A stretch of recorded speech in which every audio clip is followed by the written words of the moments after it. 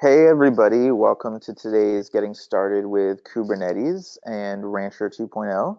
Glad to have people on the line. Looks like there's a lot of people joining. So I'll just wait a moment to really sink in and let everybody know that this is being recorded. So after the session, you will get a recording of the video and the slides and also the questions emailed to you. Cool. So let's jump in here. So today's objective, we hope to give you all a solid technical introduction to Kubernetes using Rancher. We have about 90 minutes scheduled for this, and so hopefully we'll be able to get everything in. But we will be moving along because there's a lot to cover, and one of the main portions of this training is answering your questions and trying to be as responsive as possible to what you need to learn and understand about Kubernetes and Rancher. This is an introduction level, so we'll try to keep it there, but if we're able to answer something, then we'll try to, and not leave till all the questions are answered. So just as a way of introduction, my name is Matthew Shear. I'm kind of like the community advocate at Rancher. The best way to reach me is through my email, matthew@rancher.com. If you have questions or trying to find something, please reach out. Very much community focused. And we also have, as our trainer on the line, is Jan Bruder in Germany. Thanks so much, Jan, for jumping in and helping us out today. Hi, everyone. All right, cool. So with that out of the way, just some more context. We hope you come into the training with some basic understanding of Docker containers. If you don't, if you're brand new to containerization at all, I think you'll still get a lot out of the training, and we're talking about the latest and greatest technology here anyway. So it'll be really helpful for you. And if you do have questions about Docker, please visit our blog, our other introductory resources. And the Docker itself, of course. So if you want to have your own instance of Rancher going as we go through the demo, then you can get one started by visiting our website, rancher.com, and clicking the deploy button in the top right, and it'll bring you to the quick start guide, and you will be able to get up and running very quickly. You just need Docker and Ubuntu or another Linux distribution and Rancher installed, and you'll be able to get going. So more help is here. If you don't get what you need from this training, please visit our forums or our Slack. We have a huge community, and obviously Kubernetes is open source, Rancher is open source, so there's a lot of contribution and discussion about these technologies, and you can get a lot of help through Slack and forums, so slack.rancher.io and forums.rancher.com. So with all of that out of the way, we can start getting to the educational bit of the training. So at this point, I'm going to pass the presentation over to my colleague Jan and give you the reins of the presentation. All right, let me try to share my screen. Cool. And please tell me if you're seeing my screen. I see your screen. Yeah, I can see your browser right now. Okay, great. All right, so let's just take off from here and maybe just give a little introduction to Rancher version 2, especially if you happen to have been a user of Rancher 1. This might be interesting for you as well. So if you've been using Rancher 1. You know that we supported a couple of different container orchestrators. So what is a container orchestration system? It's basically a system that allows you to deploy, manage, and upgrade containerized applications. And in Rancher 1.6, we had support for a couple of those. So besides Docker Swarm, we had Mesosphere. We also supported Kubernetes, and we also had our own orchestrator called Kettle. And then over the last year, it kind of crystallized that everyone was kind of gravitating towards Kubernetes. So Kubernetes gained a lot of momentum. It has been around since 2015 when it was open sourced by Google. And yeah, so over 2017, 2018, the interest in Kubernetes has really grown substantially. If you look on GitHub, if you look at the Kubernetes project on GitHub, it actually has become one of the largest open source project there in terms of commits and contributors. And we have also seen that there are a lot of major IT vendors that started to basically create commercial products based on Kubernetes, like hosted Kubernetes. And the code base is now also supported by a lot of like the bigger companies. So this is kind of a statistic for the Kubernetes source code, and you can see the contributions by companies as well as independent contributors. The big chunk is still Google devs and independent, but you can see that Red Hat, Huawei, IBM, Microsoft, and all these other companies, they're contributing to the Kubernetes source code. Since we have been supporting Kubernetes since 2015, we have a lot of experience with the kind of challenges that users see when they're running Kubernetes in productions. So one of them is, let's say you have like a hybrid environments consisting both of on-prem compute but also compute in the cloud, like on AWS.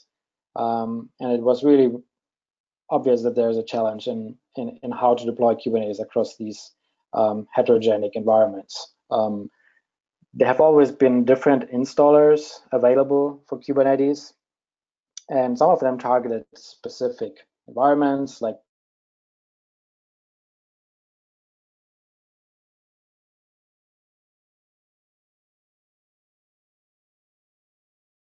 to consistently deploy clusters that met all of your organizational policies in regards to security, access control, and things like that. Yeah, so this kind of plays in the next point is the access control question. So Kubernetes itself does not have a notion of users. So you need to basically manage users somewhere in some external system and then tie in that external directory with Kubernetes. So often in an enterprise environment, you will have an Active Directory or Open LDAP, or even something like Ping Federation. And this becomes a challenge to basically how to set this up, how to tie this in with Kubernetes, how to provide multi-tenancy in clusters and things like that. This also ties in the next point, efficient use of resources. Often people just set up a cluster for one project and a cluster for another project. They might have a cluster for dev workloads, another one for QA or staging, which is not really efficient. And also if you have, like, for example, you want to serve multiple teams in your organization, you want to give them all access to Kubernetes, it really makes sense to kind of partition clusters across these teams. And Kubernetes has basically all the tools available to do that, like namespacing and network policies and RBAC system, but it's actually quite a challenge to basically implement this in your organization. And then also, of course, the topic of making clusters highly available.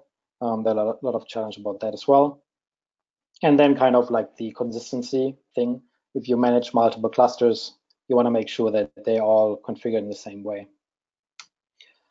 And another challenge is the pace of the Kubernetes development. So the current release cycle is around 3 months. So every 3 months, there will be a minor release of Kubernetes.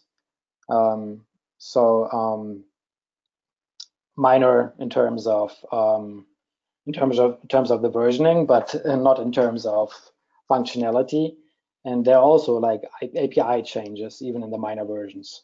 So if you need to manage Kubernetes clusters, it's actually like a big challenge to stay up to date with the Kubernetes release cycle, because you need to constantly kind of qualify the releases, make sure that your API clients still work with the new Kubernetes versions. and things like that. There's also no long-term support in Kubernetes, so you really have to kind of follow along with this fast release cycle, pace of release cycles. You can't just say, okay, I'm just sticking to Kubernetes 1.9 for another year or so. So this basically then poses the challenge how to roll out these Kubernetes updates in a sane fashion. So these were kind of the operational challenges. There's also usability challenges, definitely, in Kubernetes. So there are a lot of people that have experience with Docker. They know how to write Docker Compose files, which are these kind of nice, easy to understand configuration files to declare like containerized services, how they get deployed. But the Kubernetes configuration format is quite different. You cannot really build up on knowledge about Docker Compose files because of this modularity in Kubernetes and the separation of concerns. There are a lot of more like primitives and objects in Kubernetes than in Docker Compose. In Docker Compose, you basically have a container, you have a service, you have images, and that's basically all. But in Kubernetes, there are a lot of more objects that you need to learn about. Yeah, so the learning curve is quite steep, and to make it easier to really roll out Kubernetes in an organization, we found that you need to give people a nice GUI, but also we also want to give people the possibility to have full like API access or full access to the vanilla way to interact with Kubernetes, like with the kubectl command line tool. So yeah, so this is basically what we want to do in Rancher. We want to provide an easy to use interface, both for operating the clusters, so that you get a nice ops view on all the clusters that you're managing, but also for users when they want to deploy applications. Rancher also provides infrastructure management, with regards to your compute nodes, to your VMs. So with Rancher, you can provision VMs and all the big public clouds, but also on-prem, like in OpenStack or vSphere. And then we package our own Rancher Kubernetes distribution. So this basically we ship this out to you a couple of weeks after Kubernetes has released, after it's gone through our own QA testing, and then make it really easy to upgrade your cluster to that version. And as I said before, Kubernetes has this very elaborate RBAC system and policies that you can implement in Kubernetes. But again, these are kind of difficult to manage at a scale. So we want to make this easier as well. Yeah, so these are kind of like the two layers, like the application management, what I talked about. This plays in the usability issues that I talked about before. And then the management, which basically means how do you provision your clusters? How do you upgrade clusters? How do you make sure the RBAC meets your organizational policies? How do you configure network policies, pod security policies? How do you share clusters across teams by managing quotas and all that stuff?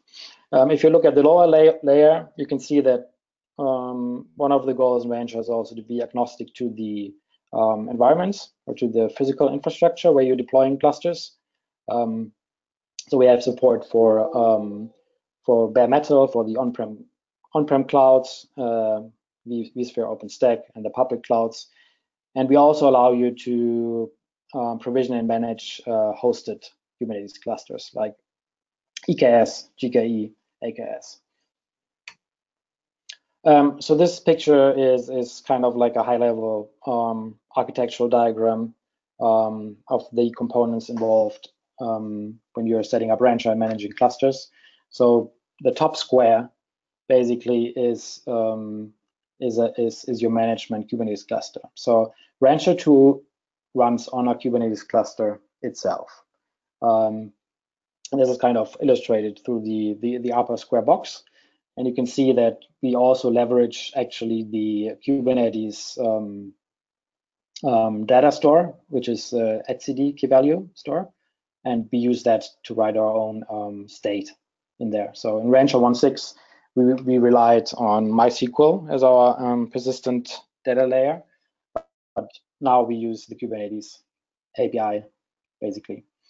There's an auth proxy here.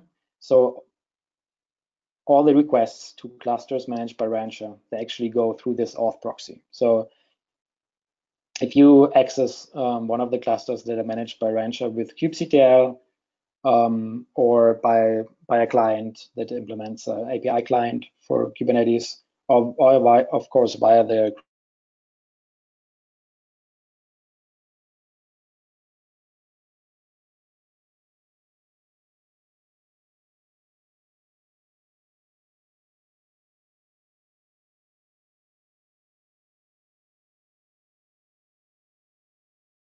integrate with your, for example, on-prem Active Directory to GKE.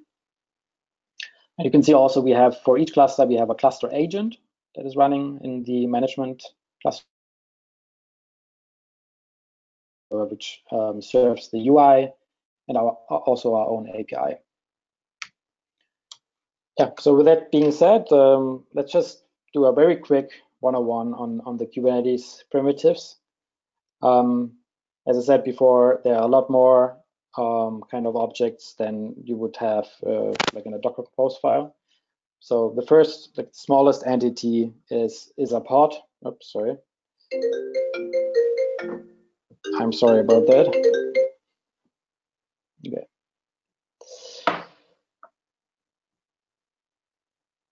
That kind of, okay. All right, let's continue. So the smallest entity so first of all, in Kubernetes, when you're configuring things in Kubernetes, you're basically you're dealing with objects in the API. So all these things are actually API objects. And like the smallest entity in terms of a container is actually a pod. So a pod is the smallest unit that can be deployed in Kubernetes. You can kind of think of it as a container, but in fact, a pod can be a set of containers that share the same namespaces. And one of the most important thing is that they share the same network namespace. So you can, if you have a collection of containers in a pod, they can actually speak to each other via localhost. But also, of course, if you are binding ports in the container, then you can only do that for one container in a pod. You cannot bind to the same port from multiple containers in a pod. So more than often, you will really just have one container in a pod, but there are some use cases for having several pods. Basically, what it allows you is to make sure that all the containers in the pod, they are always scheduled together. So if you have some dependencies between the containers that they're, for example, they always need to run on the same node together, then that's where you use a pod. Or there are some other like things that you can do with pods with multiple containers is, for example, you can package your application container together with kind of a configuration bootstrapping container in the same pod. And yeah, so that's kind of like another use pattern for pods. But for now, you can just think of it as like a container.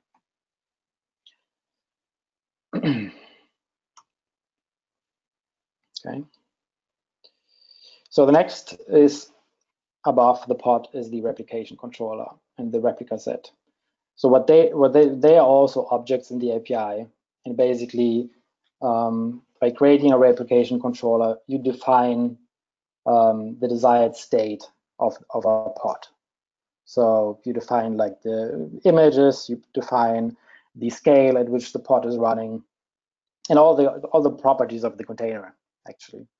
And then the replication controller, basically, there's a control loop in Kubernetes that takes care of that evaluates the replication controller and then tries to drive the actual state in the cluster towards that. So it creates the containers or the pods. It makes sure that they are always running at the set scale. If a container dies, of course, then the scale is not met, it will create a new pod. Yeah, so this is kind of like visible here. Let's say you have 3 nodes, and you have a replica set with a scale of 12 pods. Let's say a node goes away in your cluster. Then what the replica set is, makes sure it basically reschedules the containers on the unhealthy node to the other nodes. So in that case, it makes sure that your application runs at the set scale all the time. And then above that, there's another level of abstraction, which is called a deployment. Deployments basically manage the replica sets for you. The main reason to use a deployment to configure your application is it has some nice mechanisms with regards to scaling and to perform upgrades. So you can create a replica set directly, but usually it's better to use a deployment because it gives you these nice properties for configuring how your application is upgraded. Yeah. So next up is a service. So a service actually is a network thing. Other than the name might imply. So a service really describes how your application can be accessed in the cluster, but also from outside. So one thing it does, it creates a DNS entry. So this kind of plays into the service discovery. So that way, any other application in your cluster that needs to talk to, let's say, a database that you're running there, it uses the DNS name, and the DNS name resolves to a cluster IP address, which is kind of like a virtual IP address. And then the second thing is you have different types of services. So one of the basic service, or kind of like the default, if you don't define a type, you will get a cluster IP. What is a cluster IP? A cluster IP is like I said, this kind of virtual IP in a cluster. It's not reachable from outside. So a cluster IP really only allows your application to be accessed from other apps in the cluster. It does not allow anyone from outside the cluster network to access the application. And then when you actually want to expose a service to outside, then you can use a node port. A node port basically creates, usually randomly assigns a port on all the nodes in the cluster. So that is important to know. It will bind the same port on all nodes in the cluster, and then any traffic that hits that port will be forwarded to the application. Another type of service is a load balancer. A load balancer really requires a kind of like an infrastructure load balancer to be available, and there are only a couple of infrastructure load balancers that are supported in Kubernetes out of the box. So one example would be the Elastic load balancer in AWS. So what happens when you create a service of a type load balancer is that the Kubernetes controller talks to the AWS API. It provisions an Elastic load balancer, and then it configures it in a way. Basically, it configures the target group or the backends so that any traffic hitting that load balancer is forwarded again to the corresponding application in the cluster. So, yeah, the service IP also has a property of doing basic round robin. So let's say you have an application on the left node that wants to consume a service, and it uses that service IP. There's no guarantee that it will talk to the local instance on that node. The request might just be forwarded to one of the other nodes in the cluster, and it's doing basically basic round robin. The service IP, the way it is implemented by default currently.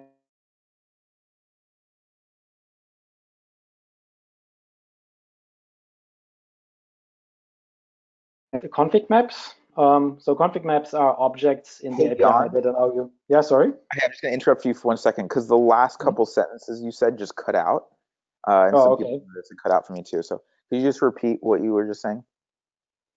Okay, sorry.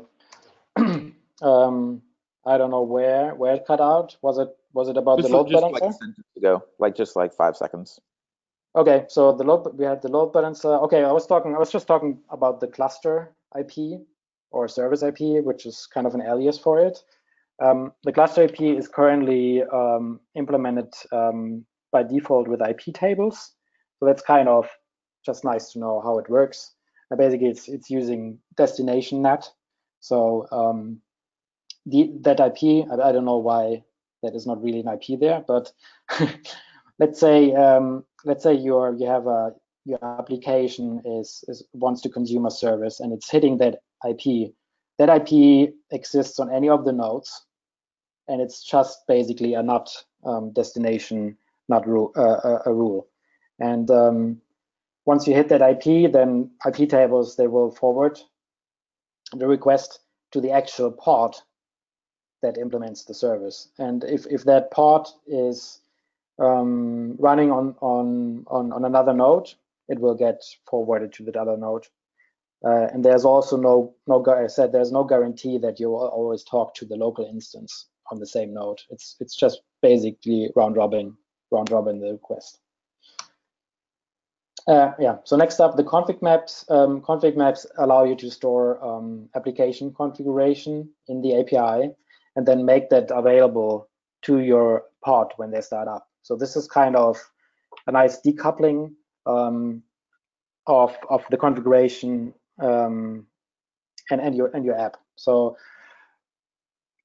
when you think about Docker Compose, the way people usually configure their application with, let's say, any API endpoints or other configuration parameters, they will use an environment variable, and they will put this configuration in a Docker Compose file with all the other properties of the container. So the config maps allow you to do a kind of like a decoupling, because you don't actually put that configuration in the pod spec, but instead you create a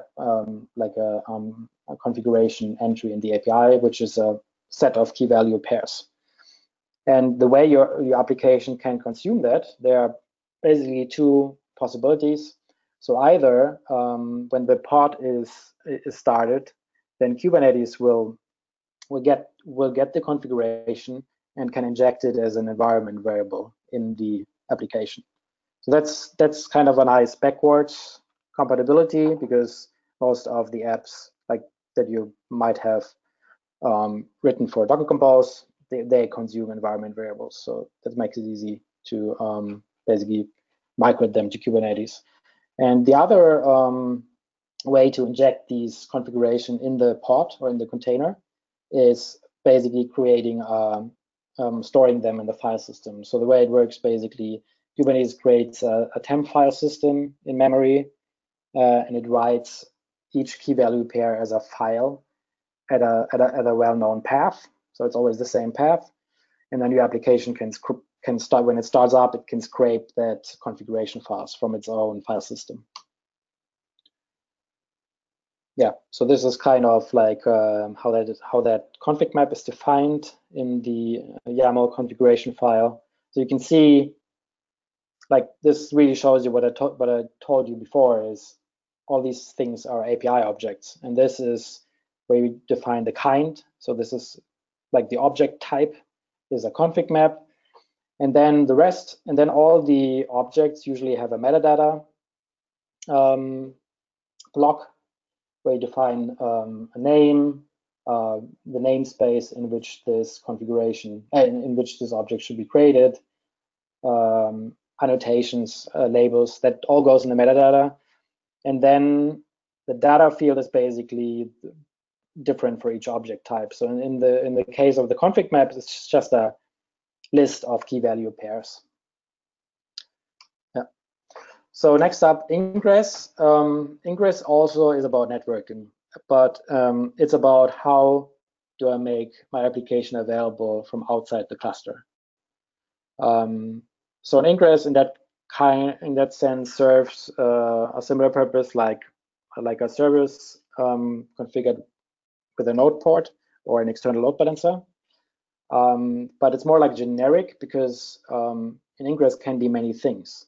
So an ingress basically is often a load balancer, but it could be any kind of network component that routes traffic. It could even be a router or something like that. But usually it's a load balancer or a reverse proxy like that can run either in the cluster, like an Nginx reverse proxy, but it can also be something that is outside of the cluster. And what you do when you create an ingress resource for your application, you basically provide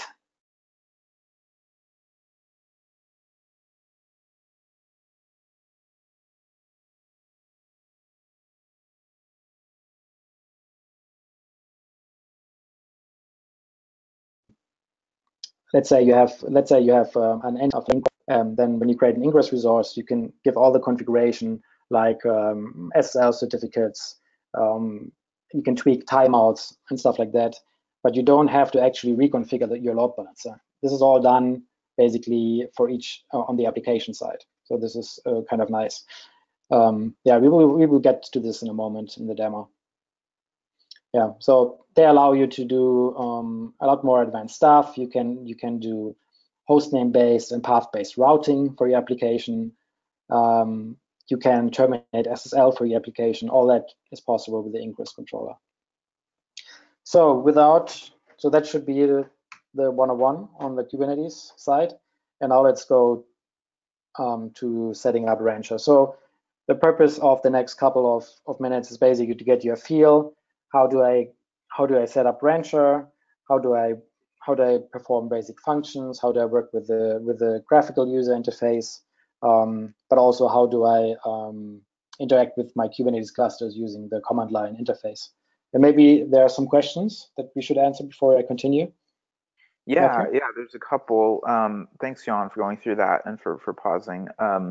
One question is, do services use local DNS? I don't exactly know what is meant by local DNS, but there is actually a cluster DNS server. So each cluster has its own DNS server, and when you create a service, basically an entry is created in a DNS server, and all the containers are, when they start up, they are basically configured usually with the etc resolve conf. They are configured to resolve names using that local name server. And if that name is under the authority of the local cluster DNS, then it will return the IP address, the cluster IP for the name. But if it's like a public DNS name, then the Kubernetes name server will basically resolve the DNS name with an upstream DNS server. Yeah. Okay, cool. There are also a couple questions about Rancher. Do you want to take those now before you get into the demo, or do you want to wait and? So you can, I mean, you can do one or two of them. Okay, cool. The first one is from Stefan, who asks, who says we use bare metal and VMs and cannot use an AWS load balancer. Does Rancher provide a load balancer service that we could use for our own cluster? Yeah, so every cluster that you stand up with Rancher comes with an ingress out of the box, which is an Nginx reverse proxy or load balancer that runs in the cluster itself. And then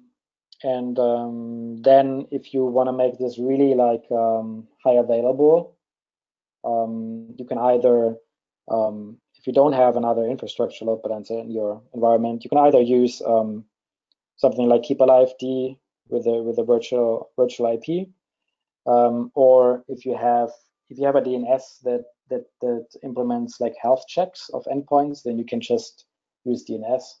But I will explain that in a moment. Yeah. Okay, cool. And then there is one more question, which is there any SPOF in the Rancher architecture, or are all Rancher components like cluster controller, cluster agents, etc., fully redundant? Yeah, so in the latest version, the Rancher service itself runs with multiple replicas. There is still kind of like a single point of failure with regards to the auth proxy that I showed you before, but this will be addressed in the next release. So basically, if you go back to the diagram that I here, so the auth proxy, you can see that if you access any cluster managed by Rancher, you always go through the through your Rancher instance or through a Rancher cluster. So you really want to make sure that the upper clusters is well scaled, well managed, in order to have the auth proxy available. In the next version 2.2, we will have our auth proxy actually in each of the managed clusters. So if you on the bottom side, so in that case, we eliminate the single point of failure for the auth proxy. Yeah. Awesome. Okay, cool. You can keep going, sir. Okay, so yeah, so let's just go ahead here. Let's just point out that we have this quick start guide here in our documentation. So if you go to rancher.com/docs, go to the quick start guides. I mentioned earlier then that a production deployment of Rancher actually means setting up a small Kubernetes cluster in order to deploy the Rancher components. But for like sandboxing or just trying out, we actually have a single image which you can run on your laptop or wherever that gives you the full Rancher setup. It's just a single container. There's also we also have Terraform scripts or Terraform code. If you prefer that, it's really nice and easy to do. The manual quick start is basically setting up a Linux host, ensure that you have a Docker version that is that meets our requirements. So let's go back to requirements. So these are the kind of the operating system that we support: Ubuntu, Red Hat, CentOS as well, Rancher OS, and Windows. And the only other requirement is we need Docker on the node. So in that case, basically we can run Rancher kind of anywhere. The only requirement really is the Docker version, and it should be one of the versions listed here. Okay. Once you have a Linux host for that available, then you can just install Rancher. Even though install Rancher is kind of a weird way to say it, because you just really need to run this Docker container, right? So it's just this command docker run. You expose the ports for the API and GUI, and then this is the Rancher image, which points to the latest version. And yeah, once you've done that, you basically have the Rancher server set up, and then you can just navigate to the IP address or to the FQDN that you're running of your server, and then you will get a welcome screen. So I actually use the Terraform script, so we can actually try this out. So this is using a Terraform script for DigitalOcean. It makes it nice and easy because it not only creates a node for the Rancher server, but it actually also creates a cluster, the first Kubernetes cluster with a couple of nodes. Again, this is all linked in the quick start document. If you go to DigitalOcean quick start, there's a link to the GitHub repository, which you just need to clone. There's an example variable file, configuration file that you need to fill up with like an API key.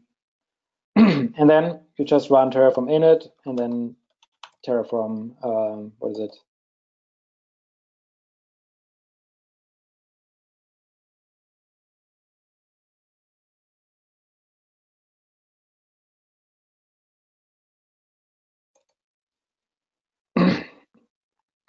apply, expand that, you get the IP address of the VM on DigitalOcean that is running Rancher server. Hey, Jan.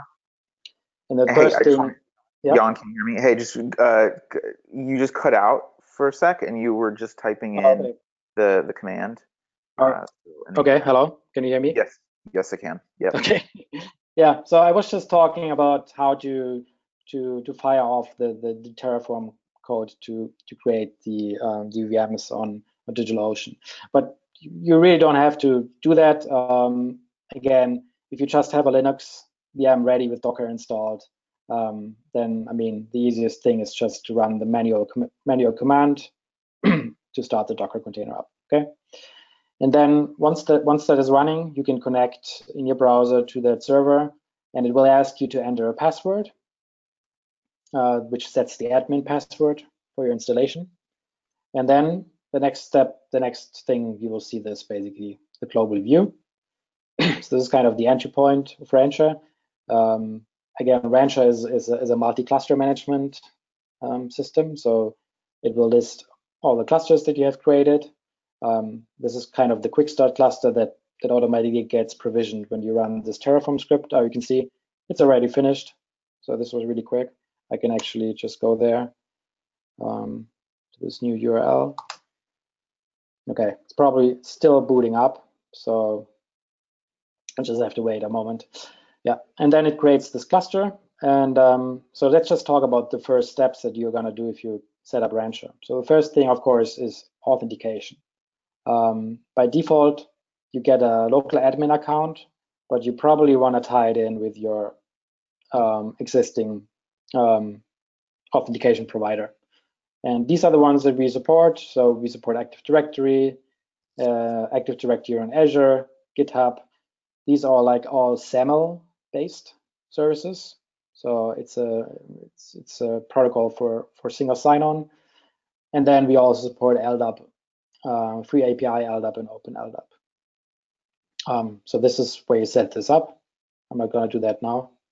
And the nice thing about these integrations is that you can also basically leverage the group memberships of these users in your Active Directory. Like, for example, let's say you have multiple clusters. You have, for example, you have an admin group, you have normal users. You could manage them all here in the Rancher interface. But I mean, what's really much nicer is if you just leverage, the group membership in your directory. Like, for example, this makes it really easy to onboard or offboard users, basically.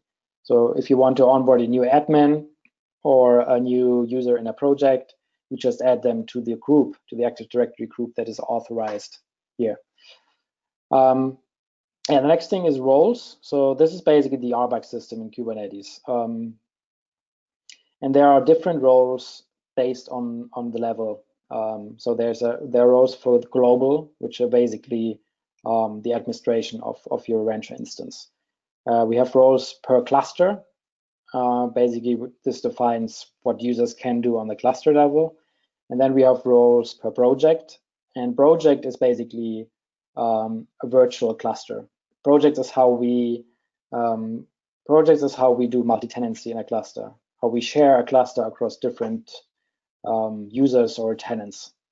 Yeah. So, and these are the roles on the cluster. They are predefined, but you can add new roles here, and that way you can really set up your clusters so that they meet the policies that are required by your organization with regards to people accessing resources, who can manage what, who manages secrets, who manages deployments, workloads, who can scale up the compute, like adding new nodes to clusters and things like that. So this is really gives you a lot of fine-grained control, and it also gives you a nice interface to it. You can see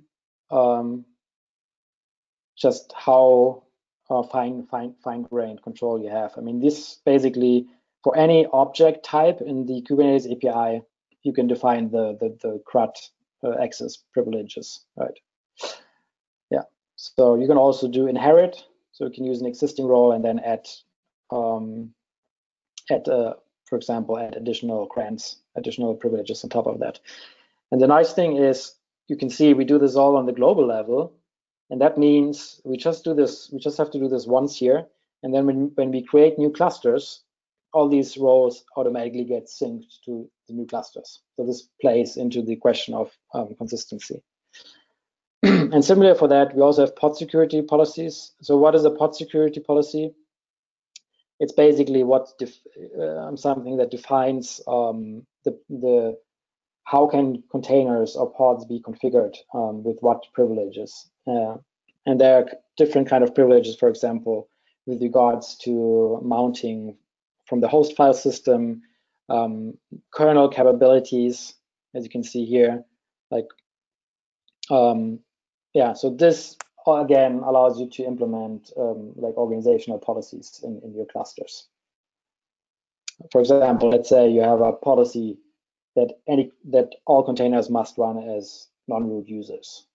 Okay, and then you can create a policy like that, and when you create a cluster, you basically reference that policy that you created. Yeah. So settings, we're gonna skip this for now. So these are kind of the local users. So you can add local users here. Normally, as I said, you would have an integration with Active Directory, and then you wouldn't do that here. And next up, catalogs. So if you heard maybe of Helm, Helm charts. Helm charts are basically templates for more complicated applications that you can deploy. And because they are templates, they can easily be shared across different teams, and they can configure them in a way that they want to. They're basically reusable configurations. And you can create your own catalogs with your own applications, host them on your local Git repository or in an object store, and then make them available to your users in the cluster. Yeah, so without further ado, let's just add a cluster now. I'm gonna do one on DigitalOcean. Give it a name. So now I can set roles. I can say who is the cluster administrator and stuff like that. I can set the cluster options. So this configures basically the Kubernetes components.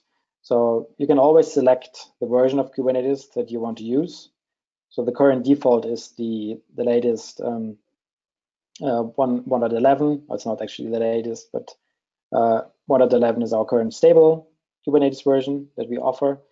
But you can also use an older one or use the latest upstream Kubernetes version. You can define if you want to have the Nginx ingress, which is kind of the load balancer that we run in the cluster. Yeah, a couple of other things. So this is the overlay network. This is kind of also interesting to just note.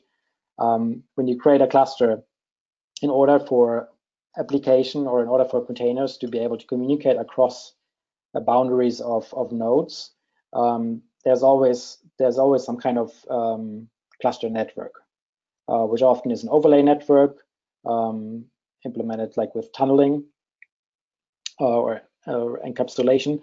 And there are a couple of options available here. So by default, we use a flannel overlay network that also uses the policy routing from Calico, which is Kennel. It's like a combination of the two.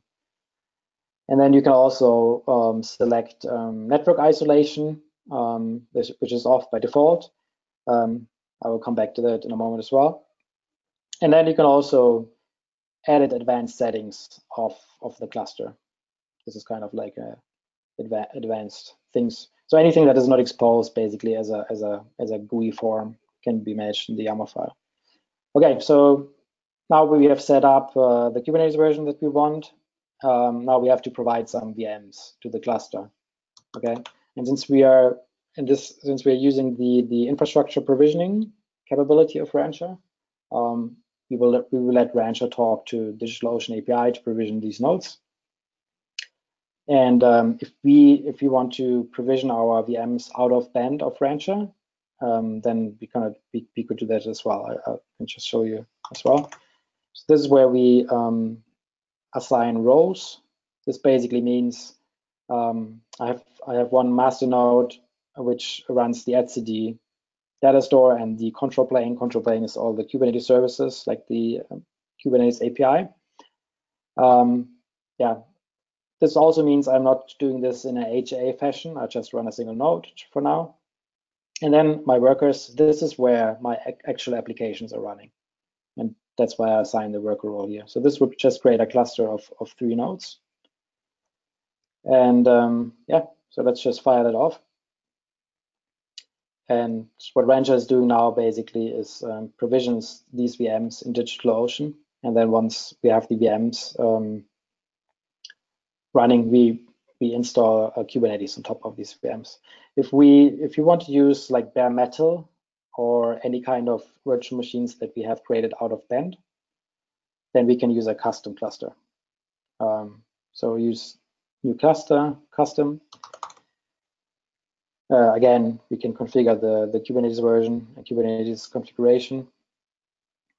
And then the next screen will be different because here we get our command that we need to execute on the existing, on the VMs or on the bare metal. These basically run our Bootstrap agent on these nodes. And from there, once that is running, then it's just the same like with the other provisioning process. We install Kubernetes on these nodes.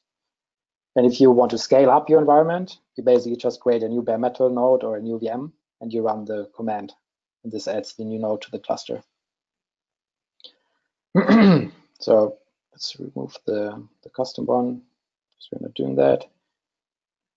So you can see it's kind of provisioning Kubernetes now. This one is still installing Docker. Yeah, so let's just wait a little bit and go to the one that that is already running here, which is the Quickstart cluster. And this is it now, kind of the cluster view. So you can see the available resources in the cluster. We have, let's go to the nodes. So we have 3 nodes currently.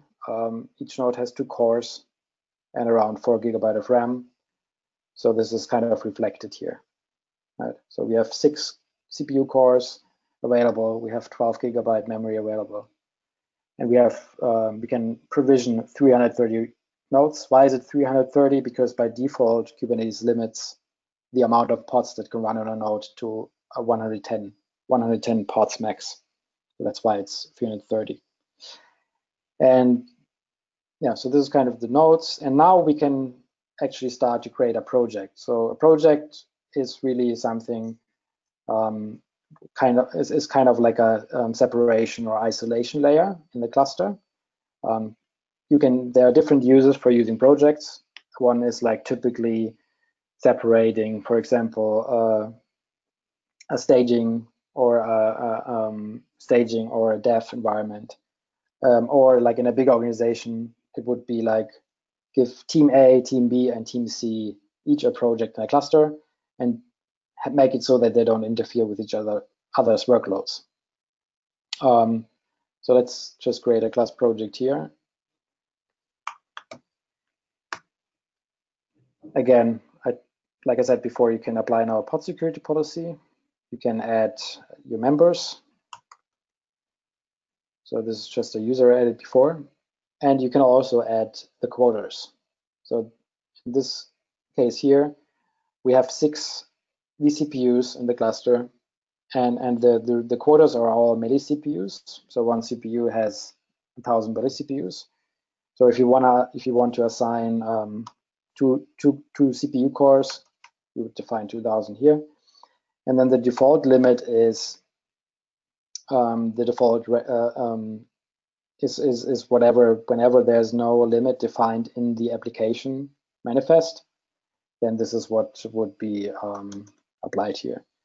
And then there are a lot of other quotas, so regarding memory, stuff like that. So yeah, so I think you get the idea. Yeah, let's just do a memory limit as well.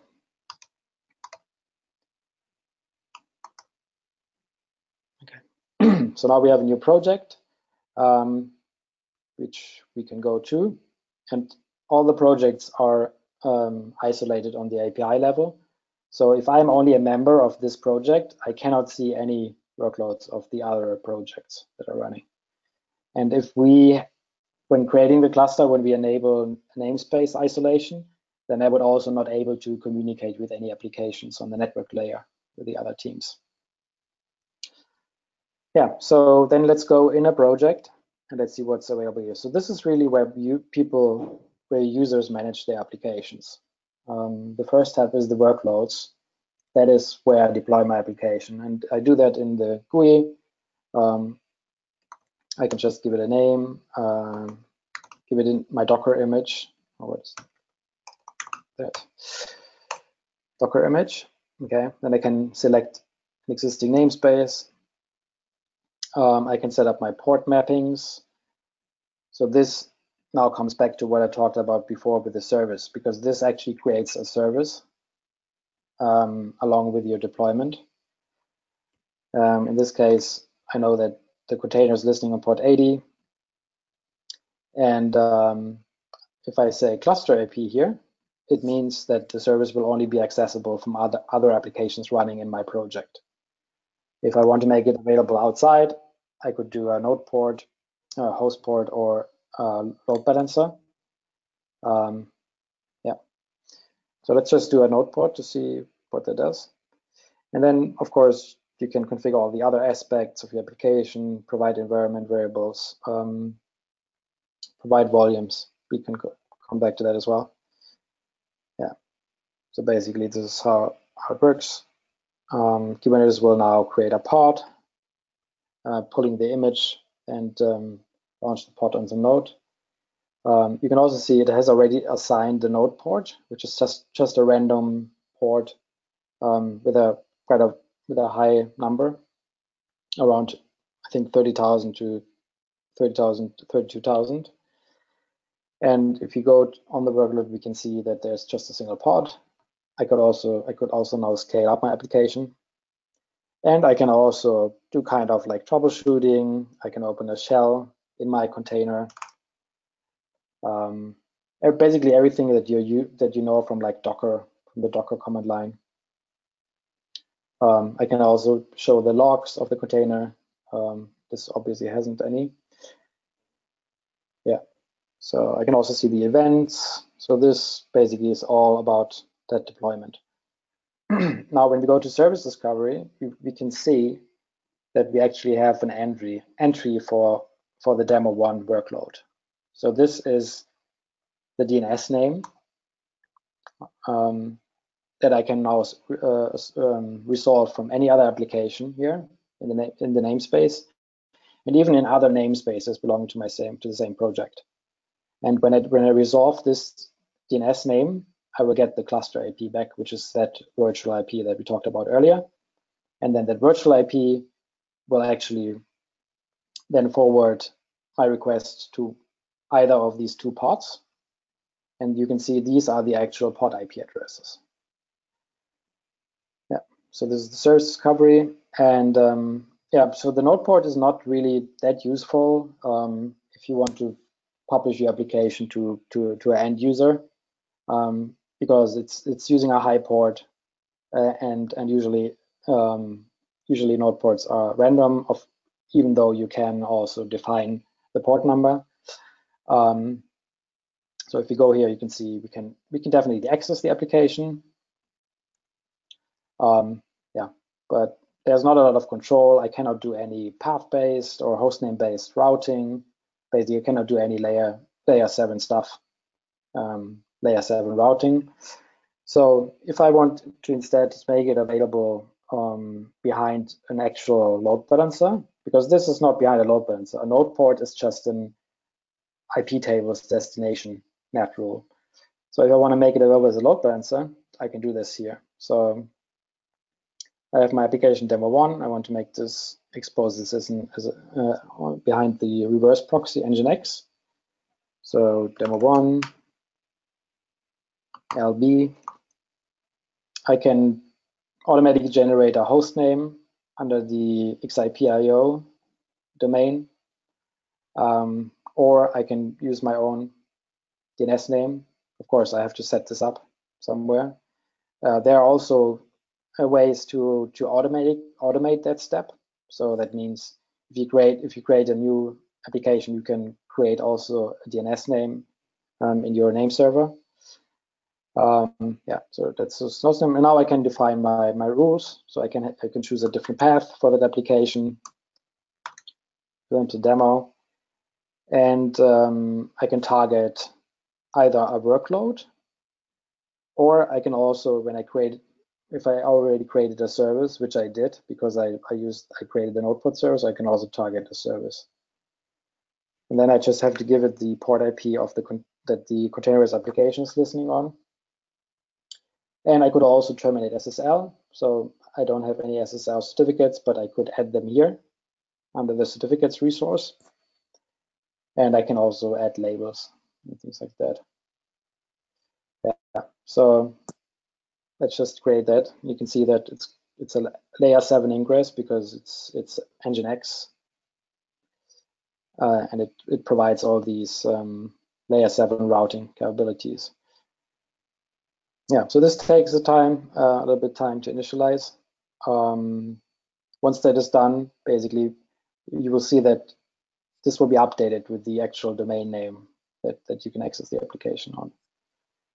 Let's have a quick look at volumes. It's getting a little bit late already. So, yeah, volumes. Why do you want volumes? You want volumes when you have stateful application that require some persistence.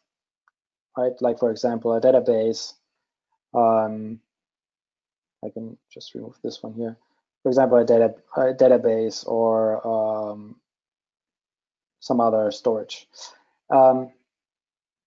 Normally, everything that you write to the container file system, it has the same lifespan as the container itself.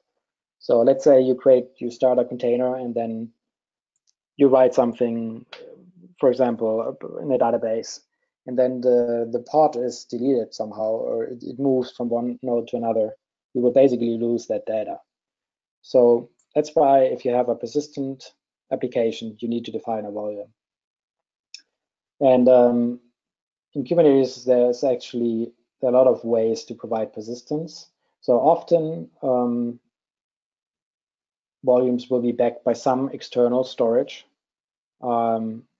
Like for example, if you're on Amazon, like an elastic block storage disk, or like in other clouds, they all have either like a shared file system or a block device. Yeah, so there are a lot of integrations in Kubernetes. The most basic one that always works is NFS. Most people have NFS, at least on-prem, some kind of NFS server. You can use that as well.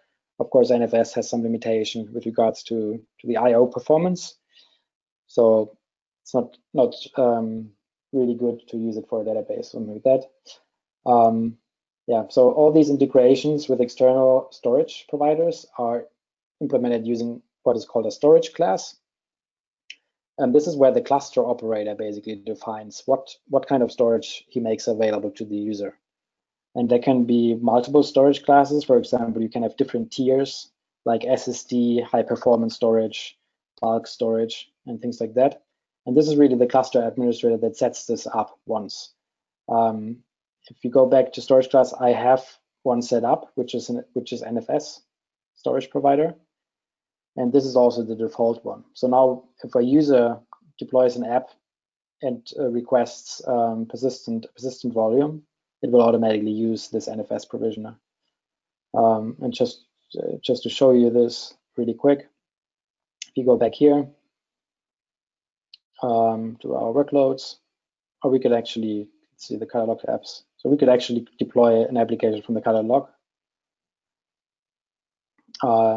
So let's just use this one. So this will just deploy a WordPress stack consisting of I think Apache and MariaDB, and we want to have persistent for the Maria database, so that when the MariaDB container instance for some reason dies, we don't lose our data. You can see that I can either use the default class, but I can also explicitly select the NFS provisioner.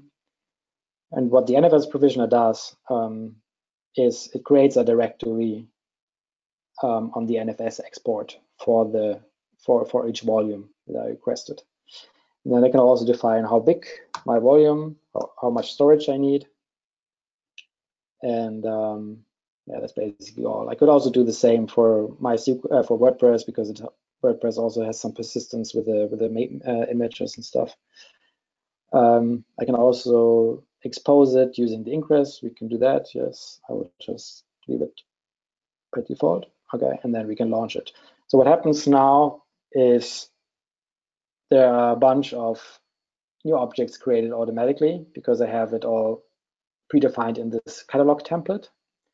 And if you look here, you can see that it creates 2 workloads, which is a MariaDB database, the WordPress HTTP server. It creates an ingress rule so that users from outside can access the WordPress GUI. It also creates services. For some reason, it didn't yet create a volume, but it's probably just doing that. It also creates secrets that store my MySQL passwords and my admin credentials for WordPress and configure. So it's quite elaborate. So this is kind of why these catalog apps are nice, because they give you some reusability, but also configuration. As you see, I could adapt the configuration. And now if you go back to the load balancer, you can see that we have the load balancer has created a new endpoint for my MySQL, for my WordPress installation. And when I open that, I go to the WordPress tab. Now, if I remember correctly, this should give me the admin interface. And now what I'm just going to do is I will just change something here. I'll change the site title to Online Meetup. This will be written in the database now. And yeah, okay. And now what I'm going to do is just to show you how the persistent volume works. I will actually go in the workload here, and I will destroy the MariaDB pod.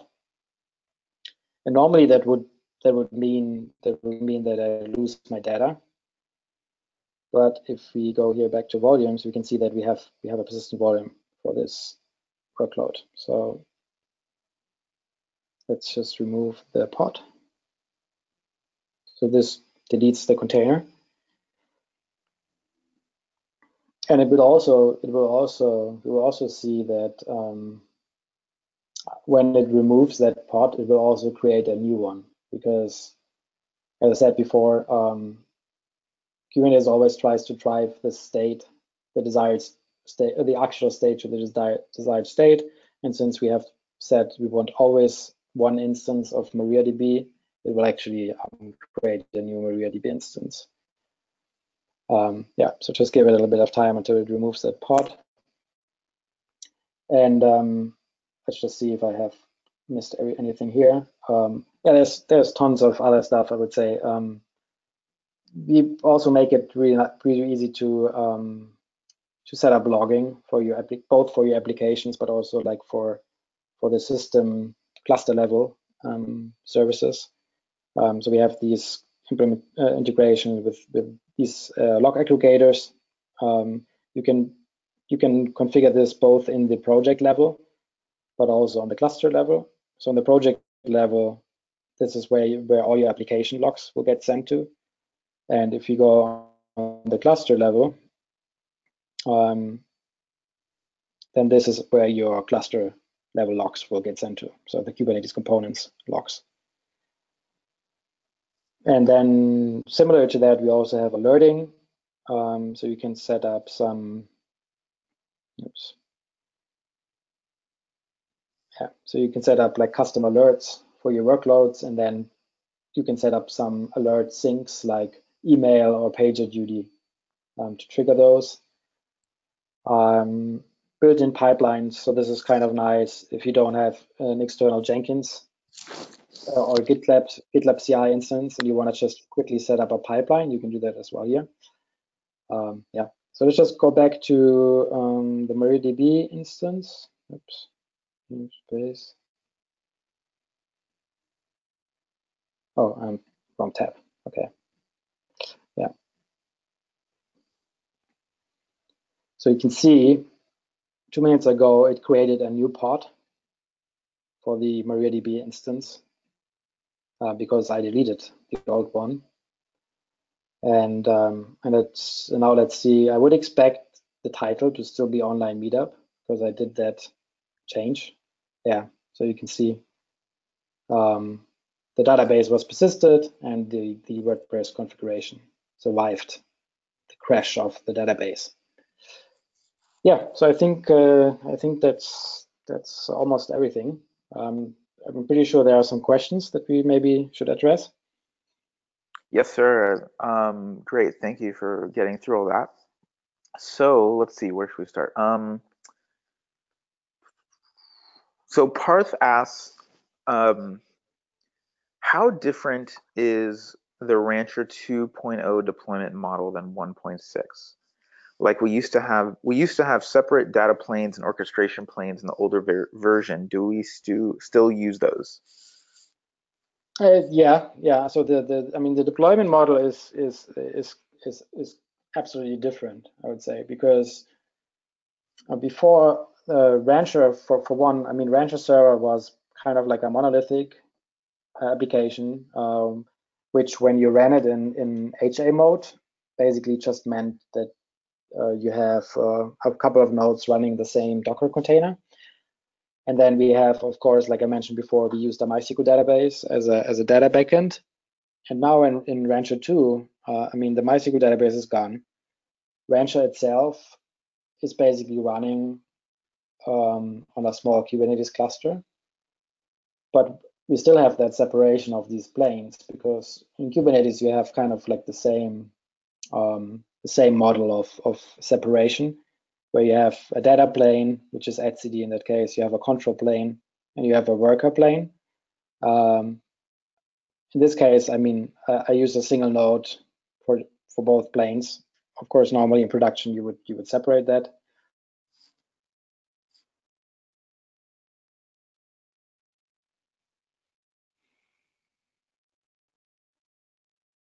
Kubernetes cluster first, which is all outlined in the installation docs, and you can either set up the Kubernetes cluster yourself, but you could also use a managed Kubernetes cluster like on Amazon or Google. And if you want to set up the Kubernetes cluster yourself, you can use any tool you want. Of course, we always recommend to use RKE, which is our own installer for Kubernetes.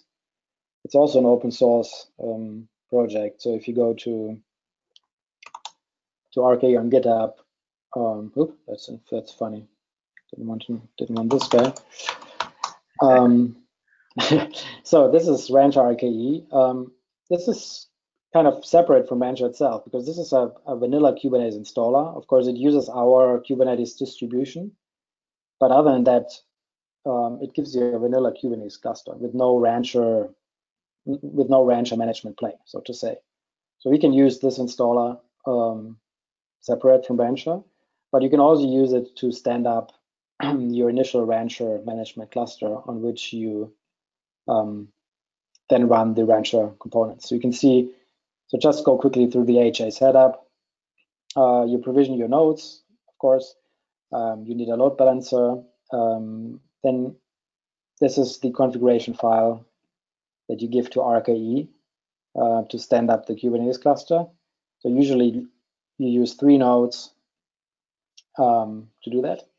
And then once you have your Kubernetes cluster, then all you do is you install the Rancher management system using a Helm chart on top of that. And then that is basically then your Rancher, like your admin or management cluster, however you want to refer to that. Yeah. Okay. I think that's good enough.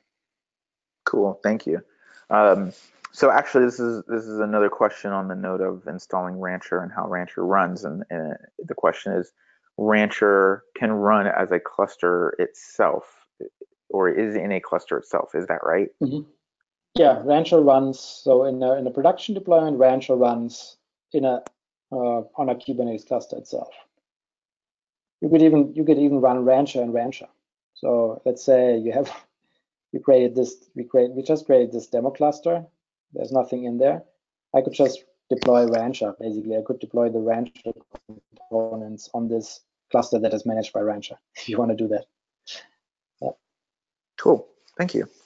Awesome. All right, so let's go to the next one. Alex asks, what credentials do you use in Jenkins to configure Rancher 2.0?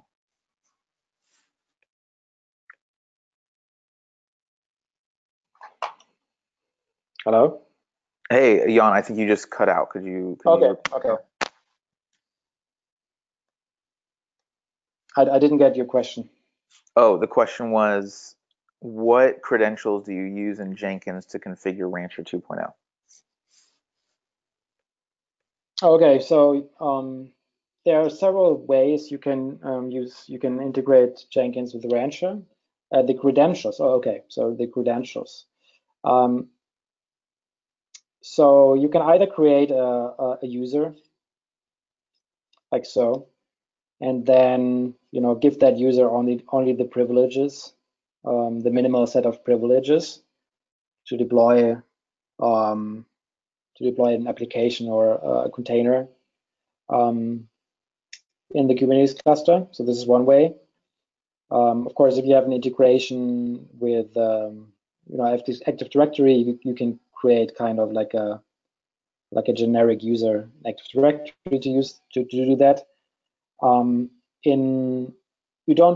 don't currently really do a service account if I don't know if the user knows what that is, because the Rancher auth proxy doesn't yet support service accounts. But in Rancher 2.2, the usual way to set up integration with external systems, like with automated robot systems, is to create a service account, and we will support that in the GUI. But for now, I would just create like a very unprivileged user here. And then on the Jenkins side, you can either talk directly using kubectl, the command line, or just Jenkins has some integration for Kubernetes as well. So in that case, what you do is go to cluster here. By the way, if you want to use kubectl, which is the command line utility with your cluster, this is where you can easily create your kubeconfig. Gives you a certificate, client certificate, and you just copy that and put it in your kubeconfig. And then you will have the same set of privileges that you have in the GUI. For example, let's say I'm a member of team 5. When I generate my kubeconfig credentials here, then using the kubectl, I will only see the workloads in team 5, for example. Yeah. Okay. Next question. Cool. Next question is from Michael, who asks, when deploying a new workload, can we paste or import a Docker Compose YAML specs? So this is a question I hear often, especially from Rancher 1.6 users. There will be, if you want to migrate basically from Docker Compose, there will be a effort involved because Kubernetes does not understand Docker Compose, and we briefly looked into implementing some kind of transform from Docker Compose to Kubernetes manifest, but it's just not really feasible. There's a project which is pretty nice actually, that kind of facilitates that move from Docker Compose to Kubernetes manifests, which is Compose. So this basically you point it at a set of Docker Compose files, and then it creates Kubernetes manifests. For basic stuff that works out of the box, if your Docker Compose files are more elaborate, or for example, you use Rancher Compose, which was kind of our extension in 1.6, where you could define health checks and load balancers, then there's definitely also a manual step involved. Yeah. Okay. Cool. Awesome. And I'll just mention that Prachi, one of our engineers, has been doing a lot of work on migrating from 1.6 to 2.0 for our users, is doing an online meetup at the end of this month on that kind of migration guidelines. So it's on October 23rd, and you can sign up on our website. Cool. Next one is from Tom. I think he might, I think the question might have got cut off, but he says, can you increase the volume size after? And I think he must mean like, can you increase the volume size after maybe you've already created a volume or something like that? Oh, that's a good question. I never tried to do that. I don't know. I don't have a definitive answer. I'm not sure if Kubernetes supports it. If Kubernetes supports it, then it's probably also dependent on whatever backset volume. Like for example,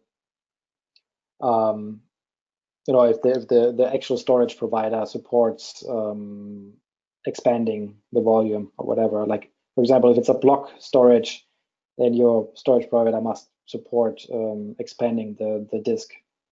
Yeah, but I don't know the definitive answer. Okay, cool.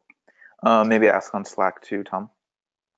Okay, next one is from Panagiotis, who asks, does Rancher work on Debian? Can I add nodes or install RKE in systems which are running Debian?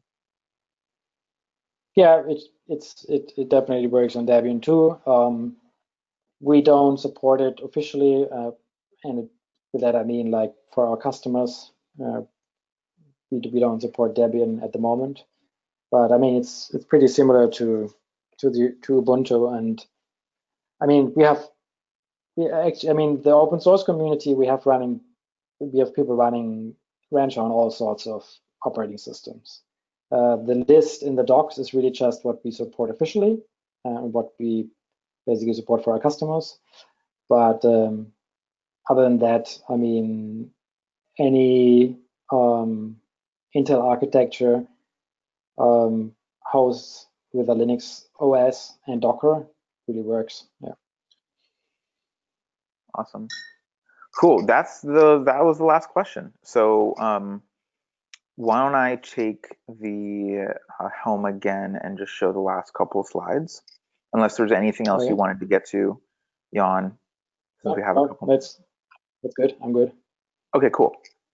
Okay, so let me make myself the presenter again.